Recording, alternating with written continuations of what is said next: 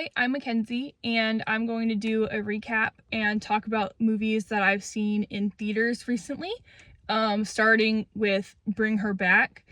This was directed by Danny and Michael Filippo, who directed Talk to Me, which Talk to Me, I thought that one was all right.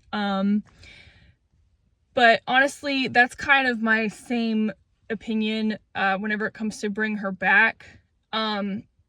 So to start out with the good, it has great performances by Sally Hawkins and Billy Barrett, and a couple of scenes that were disturbing, but beyond those performances and the couple of scenes, there really isn't much else to this movie.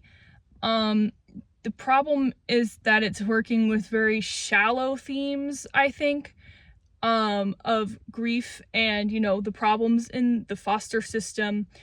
But the problem is it just says, here you go with these themes, and it doesn't really provide much depth with it at all. And by the end of the movie, I was just really kind of over it and not enjoying myself because I wasn't sure what I had just sat through that movie in service of, if that makes sense. This does sound really negative, but I didn't hate it. It was okay. And like I said, it has a couple of good aspects, like the scary scenes and the great performances. Some people, they don't like this movie because they think it was just too disturbing and cruel, and that's not really where I stand with it. Honestly, I just wish it had more depth so that the disturbing scenes could actually mean something to me. Next, I saw The Life of Chuck. This was an AMC screen unseen, so I was pretty excited about the prospect of seeing this movie.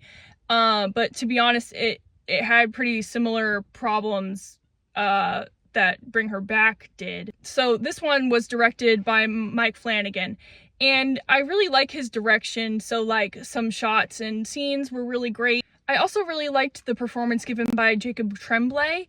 I thought he did a great job. I was expecting to also say that Tom Hiddleston did a great job, but he wasn't in the movie nearly as much as I thought he would be. But that's okay.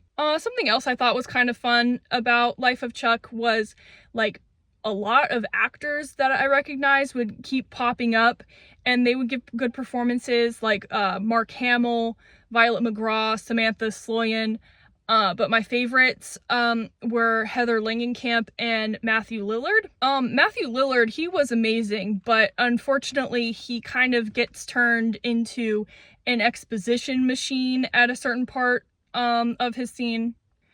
And that kind of leads into a problem I had with this movie, which was the Stephen King-y dialogue that would pop up sometimes. The most egregious example of this was the Nick Offerman narration, which I just think was a bad decision to have in the movie and kind of unnecessary. The movie does have an interesting concept and some really nice themes, but it just doesn't really know what to do with these things. So the movie just didn't affect me in the way that I wanted it to.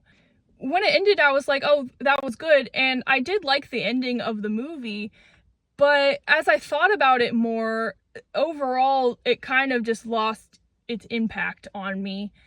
And so this is kind of why I think that it has similar problems to Bring Her Back, because both of those movies lack thematic depth, in my opinion. Lastly, I'm going to talk about The Phoenician Scheme by Wes Anderson.